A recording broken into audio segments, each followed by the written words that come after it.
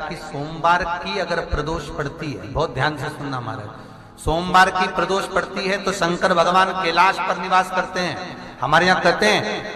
सोमवार की जो प्रदोष पड़ती है वो इच्छा पूर्ति करती है। प्रदोष काल में जिस समय पर सूर्य अस्त हो रहा हो, सूर्य डूबने का जब समय हो, चंद्रमा के आने का जब समय हो, इन दोनों समय की जो गणना है ये प्रदोष कहलाती है। प्रदोष का मतलब होता है जिंदगी में करे हुए सारे दोषों को शंकर का नाम लेकर, शंकर की पूजन कर कर अपने दोष को शंकर को समर्पित कर देना, ये प्रदोष कहलाता है। हम तो कई लोगों से कहते हैं अगर आपके यहाँ संपदा नहीं आ रही है, बहुत मेहनत कर रहे हो, फल नहीं मिल रहा, कहीं नौकरी, कहीं सर्विस या कहीं व्यापार या व्यवसाय में कहीं तकलीफ आ रही है, हम सबसे कहते हैं शाम का समय पकड़ लो, शंकर जी के मंदिर में दिया लगाना प्रारंभ कर दो।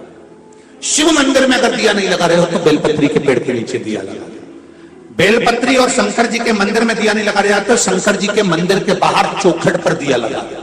इतना भी नहीं कर सकते तो अपने घर के बाहर अपने द्वार पर दिया लगा दो, पर शंकर जी के नाम का श्री शिवाय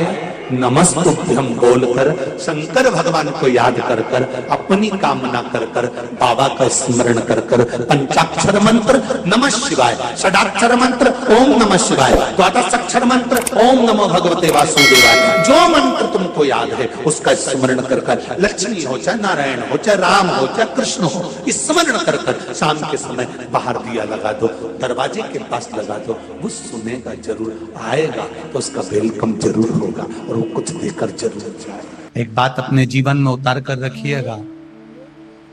सोमवार की अष्टमी, शिवरात्रि या सोमवार, प्रदोष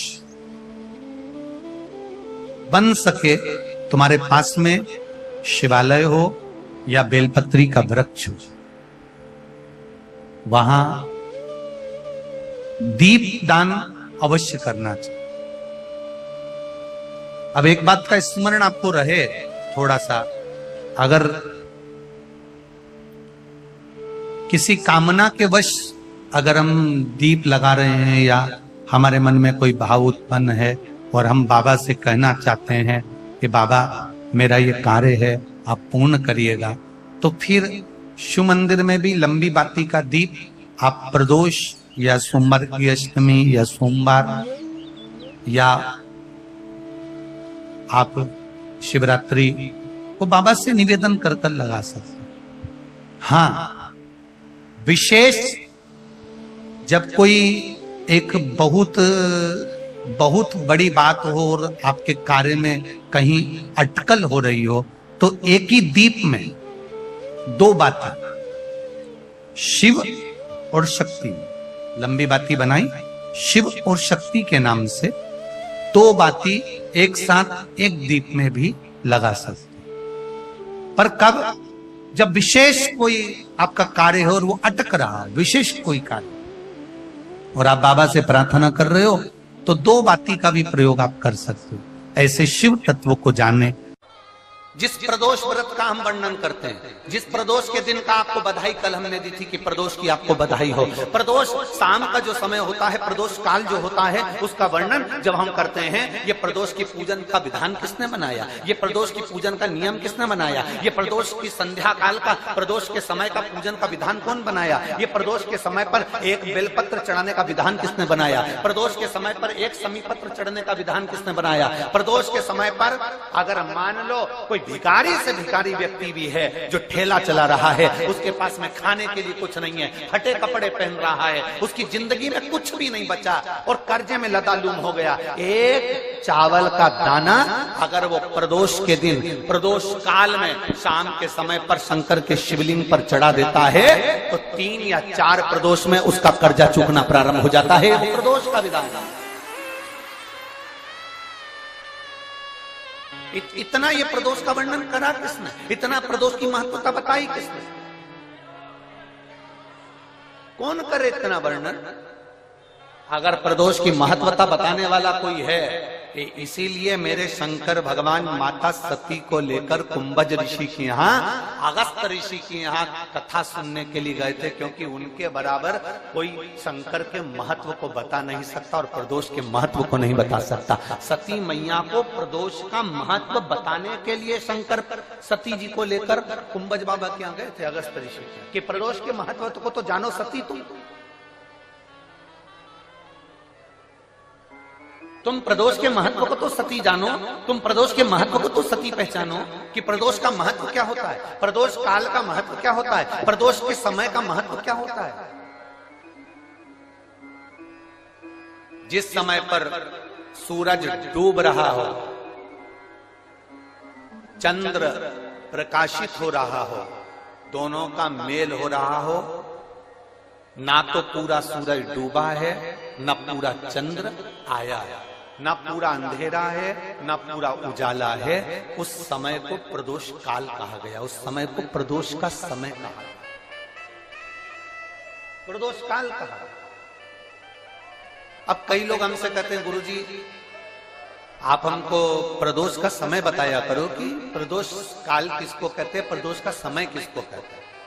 अब एक बात हम आप सबसे कहना चाहते हैं, जितने लोग आस्था चैनल पर सुन रहे हैं, जितने फेसबुक यूट्यूब पर सुन रहे हैं और जितने रेवाड़ी की इस पवित्र धरा पर कथा को सुन रहे हैं, आप सबसे एक बात कहना चाहेंगे,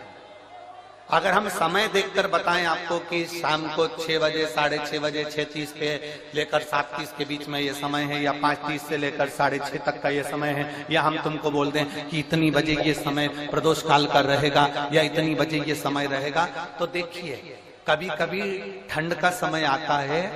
तो दिन जल्दी ढल जाता है, कभी कभी गर्मी का समय रहता है तो दिन बहुत लेट ढलता है। इसलिए समय की गणना से मत चलो, आप तो ये अंदाजा लगाकर रखो कि दिन ढल रहा हो, अंधेरा होना शुरू हो रहा हो, सूरज डूब रहा हो, चंद्र प्रकाशित हो रहा हो, अंधेरा अपना काम कर रहा है, सूरज ढलता जा रहा है, दिन कम होते चले जा रहा है और अंधेरा थोड़ा बढ़ते चले जा रहा है। इन दोनों का जो मिलन का समय हो, अब वो कितनी भी बजे, आप तो बस उसके मिलन का समय निकाल लो, वही समय प्रदोष काल कहलाता है, वही समय प्रदोष।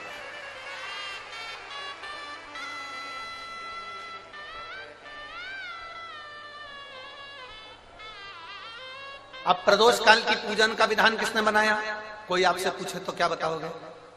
जम के बोलो जल्दी से, कौन ने बताया था? अगस्त ऋषि। सबसे प्रयास करना, जब जब जिस जिस महीने में जो जो प्रदोष पड़ा करे, जब प्रदोष पड़े, बन सके 1 बेलपत्र, बन सके 5 बेलपत्र, शमी पत्र, हरे मुंह, हरा मुंह, बेलपत्र, एक कलश के अंदर थोड़ा सा पानी लेकर 1 बेलपत्र, हरा मूंग, शमी पत्र डालकर और उसमें थोड़ा सा गुड़ डालकर भगवान शिव का स्मरण कर कर प्रदोष काल में, मान लो कोई काम आपका बहुत जरूरी है, बहुत दिनों से आप थक गए हैं, नहीं हो रहा, कर्जा बढ़ रहा है, धन नहीं आ रहा, व्यापार नहीं चढ़ रहा, या कोई समस्या बहुत प्रबल है, कोई एग्जाम में बैठ रहे हो नहीं हो रहा, परीक्षा भी दे दी है, रिजल्ट आने ही वाला है, तो भी प्रदोष काल में, प्रदोष के समय वो जल, मूंग, शमी पत्र और बेलपत्र और गुड़ का शंकर के शिवलिंग को समर्पित करना प्रारंभ कर दो। 2 या 3 प्रदोष करोगे, बाबा आपकी मनोकामना शीघ्र पूर्ण कर देगा। 2 या 3 करोगे, बाबा करेगा। कि हम अगर बीमारी के लिए कोई उपाय करें तो कौन सी प्रदोष पर करें, और लक्ष्मी के लिए कोई उपाय करें तो कौन सी प्रदोष पर करें, तो अच्छे से सुन लेना भाइयों। शुक्ल पक्ष में जो प्रदोष पड़ती है वो लक्ष्मी की वृद्धि के लिए होती है, कृष्ण पक्ष में जो प्रदोष पड़ती है वो रोग और बीमारी को मिटाने की होती है। तो जितने उपाय आपको प्रदोष के बताए जाते हैं उस हिसाब से आप करो कि शुक्ल पक्ष की प्रदोष है तो लक्ष्मी का कोई उपाय करना है तो हमें शुक्ल पक्ष की प्रदोष पे करना है। अगर हमें बीमारी से निपटने का कोई इलाज करना है या कोई उपाय करना है तो उसको कृष्ण पक्ष की प्रदोष पर करना है। अब शुक्ल पक्ष की प्रदोष, उसकी प्रदोष का दिन था, बैठा हुआ था।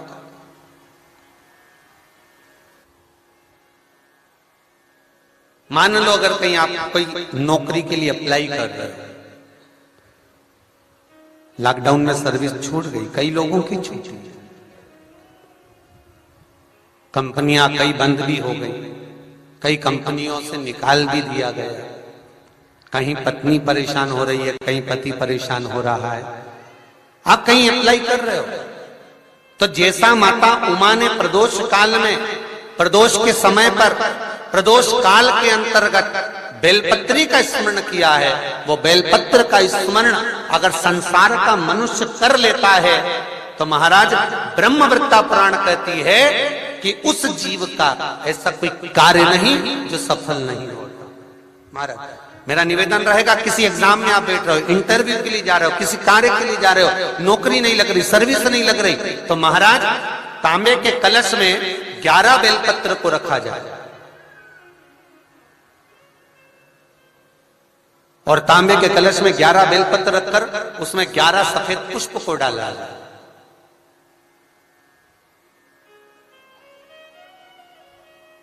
लाल चंदन घिसकर कटोरी में लेकर जाइए।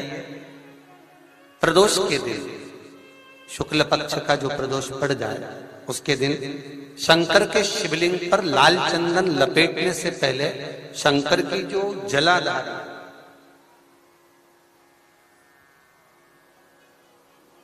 महाराज ये शिवलिंग है, ये शिवलिंग है और ये पूरी गोल और ये चरण, ये जलाधार, ठीक है। आपको पहले भी कहा है शंकर जी की पूरी जलाधारी में शंकर जी का संपूर्ण परिवार है। राइट जो चरण है जहां से पानी नीचे गिरता है वो गणेश जी का स्थान है, लेफ्ट कार्तिकेय जी का स्थान है, बीच में जो एक मोटी सी लाइन है वो अशोक सुंदरी का स्थान है। जहां पर शिवलिंग रखा हुआ है ये माता जगतजननी जगदम्बा का हस्त कमल है। शंकर भगवान को मां अपने हस्त कमल पर रखी हुई है। ऊपर से जो बूंद बूंद पानी जलाधारी से नीचे गिर रहा है ये शंकर भगवान की 5 लड़कियां हैं, जया, विषहरा, सामरीबारी, दोतली और देव। ये ऊपर से बूंद बूंद जल क्रीड़ा शंकर जी के साथ में करती हैं। शंकर भगवान का संपूर्ण परिवार जलाधारी में विराजमान है। शिव महापुराण कहती है, माता उमा का चरित्र कहता है, कोई एग्जाम में बैठ रहे हो, कोई कंपटीशन एग्जाम में बैठ रहे हो और चाहते हो कि मेरी नौकरी इसमें लगना ही चाहिए, तो लाल चंदन का लेपन आपको इस पूरी जलाधारी पर करना है। लाल चंदन का लेपन पूरी जलाधारी पर करना। और महाराज जी जिस कलश में आपने घर से 11 बेलपत्र और 11 सफेद पुष्प जल के अंदर डालकर लाए हो, उसको आप चढ़ाएंगे तो इस तरह से चढ़ाएंगे कि उसका भाग हमें दिखे चढ़ते समय। ऐसे नहीं चढ़ाना, उसको चढ़ाते समय इस तरह से चढ़ाएं कि वो जल का भाग हमारी ओर गिरता हुआ। महाराज जब आप वो समर्पित कर दें, बेलपत्र पुष्प आदि सभी चीजें, उस चंदन का एक थोड़ा सा भाग पूरी जलाधारी पर हाथ फेर कर अपने दरवाजे पर आते आते उसका स्पर्श कर दें। जिस दरवाजे से आप एग्जाम देने के लिए जाओगे, जिस घर से आप जाओगे, अपने घर के किसी भी दरवाजे पर उसका हाथ लगा दें या कोई स्थान को छू लें। जिसको आप दरवाजे को खोलकर, दरवाजे को स्पर्श कर कर या दीवार को छूकर या अलमारी को छूकर, जिसको भी छूकर आप जाओगे उसका स्पर्श कर लेना। फिर आपको कुछ नहीं करना है, उमा और महेश ही सब कुछ करेंगे जो उनको करना है, सब साथ। जगह जाकर प्रार्थना कर ली, निवेदन कर लिया, तो भी तुम्हारा अगर कोई काम ना बने तब एक काम जरूर करना, एक बेलपत्र, एक शमी पत्र, एक कनेर का फूल देवाधिदेव महादेव को प्रत्येक प्रदोष के दिन शिव जी को जल चढ़ाकर समर्पित करना प्रारंभ कर दो। 2 या 3 प्रदोष निकलेगी, मेरा देवाधिदेव महादेव तुम्हारी झोली खुशियों से सारी का पुष्प। भाई भाई में विवाद हो रहा हो, जमीन के लिए विवाद हो रहा हो, किसी प्रॉपर्टी के लिए विवाद हो रहा हो, या किसी अन्य विवाद में पड़े हुए हो, या तुम्हारे दुश्मन बढ़ रहे हो, तो भी कनेर का पुष्प शिव को समर्पित किया जाता है। कनेर का पुष्प सुख प्रदान करता। शंकर भगवान ने कहा जब प्रदोष काल हो, शाम का समय हो, उस समय पर बेलपत्री, पीपल और आंवले के नीचे लक्ष्मी तो कुछ देर के लिए विराजमान हो जाना। जो तेरे इन वृक्षों के नीचे शाम को दीप लगाने आए उसके घर तो पीछे पीछे चली जाना। बस इतनी कृपा कर देना।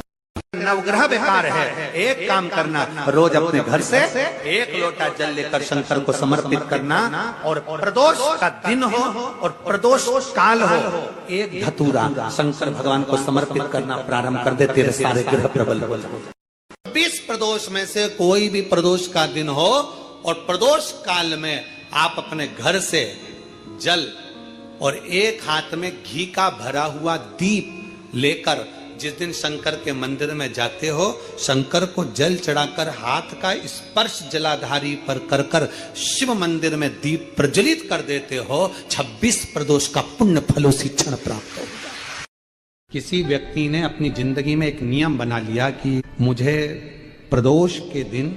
बाबा देव अधिदेव महादेव को 1 कमल का पुष्प चढ़ाना। और कई मौसम ऐसा होता है कि उसमें कमल का पुष्प नहीं मिलता, तो कमल गट्टा बाजार में मिलता है, देखा है आप लोगों ने, काला कलर का होता है कमल गट्टा। 1 कमल का गट्टा भी यदि देव अधिदेव महादेव को, यदि कोई कितना भी दरिद्र है, कितना भी गरीब है, उसका कोई व्यापार नहीं, कोई व्यवसाय नहीं, कोई नौकरी नहीं, कोई चाकरी नहीं, कितना भी परिस्थिति से मारा हुआ व्यक्ति है, अगर उसने प्रदोष नियम बना लिया, प्रत्येक 12 महीने का मैं नियम लेता हूं और पूरे 24 प्रदोष मैं बाबा को कमल का, जिस समय पर कमल का पुष्प मिल जाए उस समय पर कमल का पुष्प चढ़ाओ, ना मिले तो कमल गट्टा चढ़ाओ। पर जिसने प्रदोष का नियम बना लिया, 1 साल पूरा नहीं होगा और मेरा बाबा उसका हाथ पकड़कर उसको मंजिल तक पहुंचा। प्रदोष काल के समय पर वट वृक्ष के नीचे दिया लगाया जाता है। वट वृक्ष के नीचे लौंग का मात्र भोग रख दिया जाता है। लौंग मात्र, अगर वट वृक्ष के नीचे दिया लगाकर 1 लौंग का जल या लौंग भगवान वटकेश्वर महादेव के नाम से भी अगर शिव को समर्पित करी है, तो ये निश्चित है कि कर्जा कितना भी भारी होगा वो कर्जा चूकेगा जरूर, और कहीं ना कहीं से लक्ष्मी की व्यवस्था देवाधिदेव महादेव करेंगे। प्रत्येक महीने शिवरात्रि आती है। जब शिवरात्रि के दिन 1 अक्षत, मात्र 1 अक्षत, केवल 1 चावल का दाना 1 दुर्वा के साथ शिव जी को समर्पित करना प्रारंभ करो। जिंदगी की कैसी भी तकलीफ होगी, मेरा शंकर भगवान उस तकलीफ को मिटाएगा।